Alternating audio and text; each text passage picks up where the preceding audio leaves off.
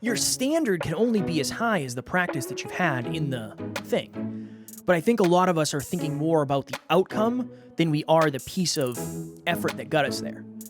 And that's why I always tell people, I don't care about the result, I care about the effort, especially in the beginning. And so that's what this is about. How often do you celebrate yourself? How often are you looking at your strengths and not just your weaknesses? How often are you looking at your good choices, not just your bad ones or your mistakes? Next Level Nation, welcome back to another very special, as always, NLU Weekly Live Podcast, week number 135. How often do you celebrate yourself? We were talking to somebody recently, Alan, and I remember we said, when you're either on the team or when you join Next Level Nation or when we're doing some sort of speech or virtual event or virtual training, there's usually something that we say, and I think it's different than a lot of people are used to hearing. If we're going to talk about the hard stuff, we should also talk about the stuff that we're doing really well. And we've said this about Next Level Nation. It's a great place where you can come and celebrate yourself because nobody's going to look at you and say, wow, you're being arrogant. Wow, I can't believe you're talking about yourself that way. It's a place where you can actually celebrate what's real. And if we're going to own the mistakes we make, if we're going to own our quote-unquote Jeffings, you should also own the victories. I was inspired by somebody I was talking to recently, and this person said, I'm really trying to lean into celebrating my wins. I'm really trying to celebrate myself. I'm trying to focus on the positive things, not everything that's going wrong. And I said, well, honestly, I think that's something that our entire community could use because I think we all forget that in some way, shape, or form. So for week number 135, we're going to do it. Also, before we do anything else, if you've been listening to us lately, every time Alan or I say one last thing before we go, we say we're going to donate $1 to the Next Level Hope Foundation. We're going to put $1 in the jar. This is the new sound that will mean that. Hold on, that wasn't good. Hold on. There you go. So Strong that's that work. too. Thank you so much. Strong work. One more thing before we go. Oh, hold on. I wasn't ready. Go. Say it again. One more thing before we go. Nice. $1 in the jar, son. Well, technically that's 2, but either way. So I want to lean on. So Brandon is behind the scenes. He's going to come in and do the Q&A portion, but I want to celebrate Brandon a little bit. So we were on book club. He's the director of book club, and in book club we also celebrate our wins. We talk about the hard truths. We talk about where we're messing up and where we want to improve, but we also celebrate people for the great things about them too. We talk about strengths and weaknesses all the time.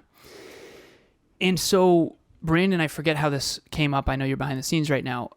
Somehow it came up as an example that he, grew up with some drinking and then he quit drinking. And I think he's coming up on almost a year. I think it's 200 plus days. And everyone in book club celebrated him.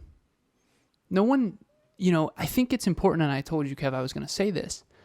If we're going to feel bad about all the bad things about ourselves, if we're going to constantly feel bad about our mistakes and bad choices, and sometimes we should, we also need to own the things we are doing well. And I have another story as well. I remember it was Emilia's 27th birthday, and I was taking her to Newport. And for like 3 months prior to this, I was doing something called reverse engineering regret. And so every single night before bed, or every single day, really, it wasn't always at night, I was doing something called reverse engineering regret. There's a book called The Top 5 Regrets of the Dying by a woman named Bronnie Ware. We've interviewed her twice. And she worked in hospice for 8 years and found out that a lot of people that are terminally ill have these very similar regrets. And so one of them is, I wish I lived a life true to myself. One of them is, I wish I had the courage to express my true feelings. Really powerful. And I have a flashcard in my pocket with all those regrets. And so Kevin had a great idea. He said, why don't you reverse engineer regret every single day? Which was a great idea in theory. Here's what ended up happening. For 3 months, I remember driving to Newport with Emilia, and I remember telling her, I just don't feel very good about me. I don't know why. I don't feel like me right now. I don't feel very good about me. We eventually masterminded about it, talked about it, deep talks, and we figured out why. All of my last 3 months, I had been journaling about all the things I wish I had done differently. Now, while I think it's important to look at your regrets and say, you know what, if I could go back in time, I do realize now in hindsight that wasn't the best choice I could have made. And in the future, if I come across that circumstance again, I'm going to make a different choice. That is valuable. And you do need to do that. And at NLU, we talk about that all the time. But if you're only ever looking at the things you regretted and you're only ever looking at that which you want to improve, you're not looking enough at what you are doing well, what is really good. On Sundays, Emilia and I do home optimization. We do laundry and we do dishes and we do meal prep and we do all the different things, projects, all that. Last night was one of the most productive, or yesterday rather, was one of the most productive Sundays we've ever had. I didn't end up doing, so we do Walmart Plus, we do grocery shopping and the groceries get delivered. It's awesome. And I forgot to do it. So now we don't have groceries and it's Monday. And so we're going to get takeout tonight actually instead. But I don't want to feel bad about my Sunday just because I forgot one thing when I did all these other really great things, and vice versa as well. So while we want to hold each other accountable and get as much done as we can, we also want each other to feel really good about ourselves and about each other, and we want to celebrate some of the things that did go really well. And so that's what this is about. How often do you celebrate yourself? How often are you looking at your strengths and not just your weaknesses? How often are you looking at your good choices, not just your bad ones or your mistakes? Speaking of meal prep, you love the Instapot. We have an Instapot. We love best. the Instapot. It's great. Taryn tried a new thing where she put like chicken, rice, and a bunch of other stuff in there. And she's like, I'm just going to try it. We'll see what happens. And I was like, all right, cool, whatever. It is what it is. If it comes out great, it comes out great. If not, it doesn't. And we got to the end of the night and we ended up opening it, and it was very much, it didn't come out great. And hey, been there. yeah, it's evidently, well, you got to think chicken and rice are two different things. They cook at different temperatures, all that. But she said, I'm sorry, we're not going to have that to eat tonight. And I said, I don't care. Like it's good. Thank you so much for trying something new. And thank you so much for leading on cooking dinner tonight. Lead with praise. If you think about how you communicate with other people, think about how your conversations go, think about how you're grateful when people try first, and maybe then you give feedback. Thank you so much for blank. My feedback is blank. You got to do the same thing with yourself. I think so many of us, we're so used to jumping right to what's wrong because taking pride in ourselves or saying, yeah, I'm really good at something or I did a really good job, for most of our lives, it has resulted in negativity. I think that's probably the best way to put it. Maybe not directly, but maybe you got people said weird things or you got weird looks. I've been really, really leaning into this when I go on other podcasts, when I'll say, I do think I'm a really strong speaker. I do think I'm a really strong podcaster because of all the reps. There's this small part of me that is still very much thinking to myself, this person's going to think I'm arrogant. What will all the listeners think? They're going to say, I can't believe he's talking himself up like that. I can't believe he's that arrogant where he's saying he's really good at something. But there's the other part of me that I want people to see that, and I want it to give them permission to say, I'm really good at this thing too. I'm really consistent. I'm a really good friend. I'm a really good partner. I'm really smart. I'm really good with organization, whatever it may be. If you have the fear of being arrogant, you have to understand that around certain people, you taking ownership for your wins will always come off in a negative way. There are certain people who just think that's negative, but that doesn't mean you have to. And that doesn't mean there aren't places out there where that is considered positive. That's why I started by talking about Next Level Nation. It doesn't have to be our community. I don't care. There are communities out there where you owning your wins and allowing yourself to be empowered is a positive. And there aren't people that are going to tear you down because of that. And they shouldn't. They should. No community should. But unfortunately, when there's insecurity, when there's social dynamics, when there's certain relationships, obviously things can get muddy. Why, obviously fear of judgment, but like why do you think people are so uncomfortable owning the things they're great at? I don't necessarily know that they're conscious of the fact that they're good, because here's the thing, and I don't mean anything negative about this. They might not actually be good at it yet. I think it's the growth and the progress that they're just not measuring. So If you think about, if you were to go give a speech right now, not you, the collective you, somebody out there who's terrified of speaking, and your first thought after you get off the stage is, oh my goodness, that was a ripe piece of crap. I cannot believe that's what happened. Instead of, wow, I'm so proud of myself for getting out of my comfort zone and finally giving a speech because I never thought I would. That's a very negative pattern to be in if you automatically jump to negative. But I think that's it's the lack of credit. You don't give yourself credit. You just realize that you didn't do well. Your standard can only be as high as the practice that you've had in the thing. But I think a lot of us are thinking more about the outcome than we are the piece of effort that got us there. And that's why I always tell people, I don't care about the result. I care about the effort, especially in the beginning. Eventually, when you get to the point where your self-belief is high enough, where you can say, yeah, I'm grateful I showed up today, but I really should have prepped more. I'm grateful I showed up today, but I really wish I would have understood the audience I was talking to better. When you get to that point, that can be constructive, but not if it's stopping you from doing it again. So I think there's that, you got to cross that chasm, and that's why it's so important for you. I thought you reverse engineering regret would be really good because I had never seen you feel really bad about yourself. So I didn't think that could happen to you. I just assumed, well, you like to be humbled. What better way than to crap on yourself every day? And it was really productive for quite some time. Well, but you know what it was? The Airbnb that we booked? Yeah. Yeah, we ended up having to clean it. I'm not exactly a good Airbnb-er. Mm-hmm. I got hoodwinked. Paid a good amount of money for that Airbnb.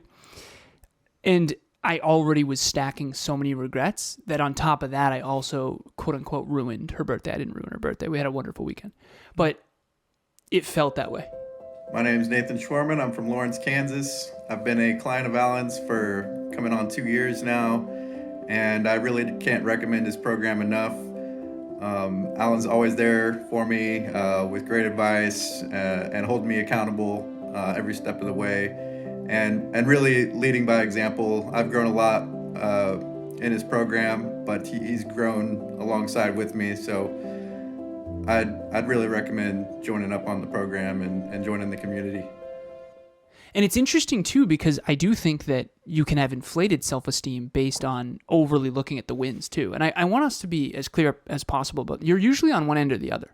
I have met people who really do only look at the good. And it's like, you need to seriously, consider maybe some of your weaknesses, perhaps. And another thing that I'll say, too, and there's some people who avoid negative feedback because they don't want to get rid of the distortion of their own perception of self. And so if you want to keep believing you're a great speaker, do not go see Brendan Burchard, because you're going to realize, oh my God, I'm terrible in comparison. So it's almost like you'll avoid the places and things and the person's places, things and ideas that get you to face that humble pie. And so there are people out there that really do need the humble pie. Our listeners tend to be on the low end of Drive to 5. For new listeners, Drive to 5 is very simple. 0 to 10, 5 is the centered, confident, but also humble.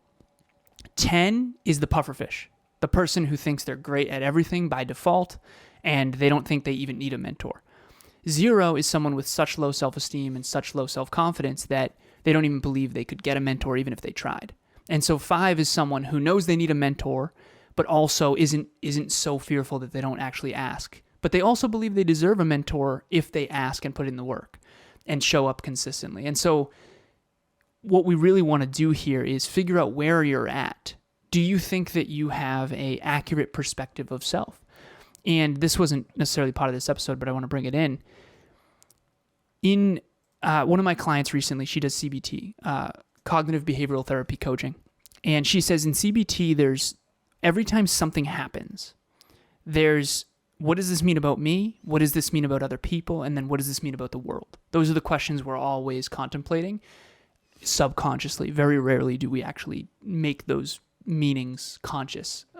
Kev, you and I try to constantly figure out okay, well, what does that mean about us? And what does that mean about other people? What does that mean about this industry? What does this mean about the world? What does this mean about the listeners? And that's what this podcast is about, really, is contemplating those things. Hyper-conscious. Throwback. But when it comes to accurately understanding what these things mean, that's another level, right? So for example, speaking. Is Kevin a great speaker? It really depends who you're comparing to. You know what I mean? Compared to some random person on the street who's never spoke before, you're world class. Compared to Brendan Burchard, you're not. So how do we help people not only identify whether or not they're focusing too much on their wins or their losses, but also it's all relative based on the statistical understanding that you have at that time. Yeah, I don't know what the answer to that is. Because again, you hear often comparison is the thief of joy. It looks really good on a meme. It looks really good on the internet. That's not necessarily true, because you do have to understand there is a ceiling and a floor, and you have to figure out where you fall. Okay, let me use this, because I came up with this while you were talking. I don't know if it'll connect, but this is what came to me. Analogies and examples I like because they help me paint a picture for myself, and I'm a very visual learner. I think about it like this. If you have never played darts before, you're picking up a dart for the first time ever. If you know how to throw the dart and it hits the board, that's a celebration. If you've been playing darts for 10 years and you struggle to throw the dart and hit anywhere on the dartboard, you should probably be harder on yourself, depending on what the goal you're trying to get is. And again, this is very blanket statement. I understand that. But if you go in and the first time you've ever thrown a dart, you're beating yourself up because you didn't hit a bullseye, your expectations of yourself are off. Right. Based on the fact that it probably takes professionals, I don't know how long. I've known some fairly good dart players, believe it or not, in my life.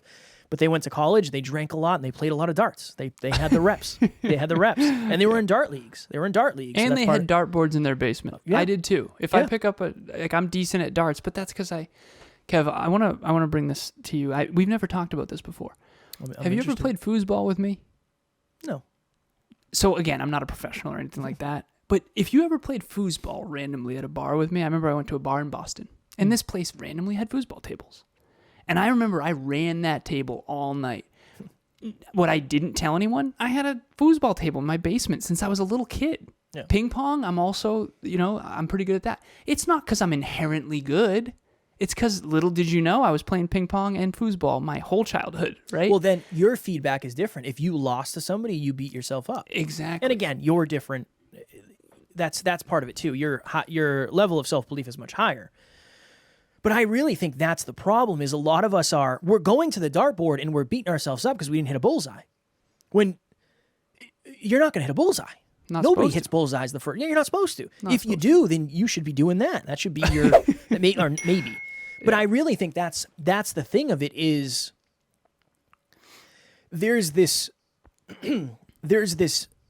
space between what we're doing and what we think we're capable of. And it's always off. It just depends on what direction it's off. I had a moment not recently, I've turned into you, where it's like, yeah, that was 2015, recently. A couple months ago, I did a summit online. Time slips away when you're in flow. Time slips away. I did a summit, and it was virtual, right here. Just the other day. And it was the first speech I think I've ever given without Alan there. Right? And I went in and I said, I am a little bit nervous about this. I don't know how this is going to go. My last speech was pretty good, but it wasn't my best. I was more of a comedian than a speaker. I think it landed really well, but that was different for me. How is this going to go? I don't know how this is going to go. I don't know who's going to be there. I don't know the audience. This is going to be terrible. And I got to the end of it, and I don't know if I told you, but I told Tara, and I said, I literally feel bad for whoever went after me. I crushed it. But it felt so weird to say that. But then I go back of, okay, why did I say that? Well, I've done 1,000 episodes sitting in front of this camera, not in the studio, but this is where I feel the most confident. I feel like you could put me against some of the best in the world in this environment. I think I'd hold my own. On stage, definitely not. We're going to a speech next week, and I'm nervous. I'm definitely nervous. Way more nervous than I will be for our interview with Evan Carmichael. For sure. Really? Yeah.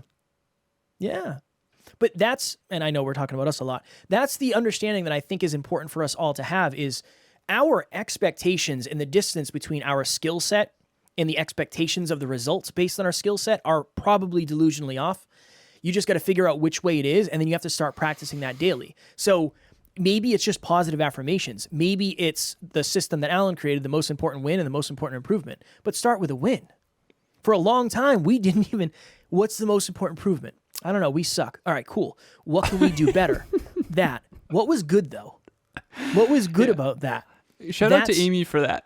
Was that Amy? Shout out to Amy. We were doing most important improvement when Alessandro was COO.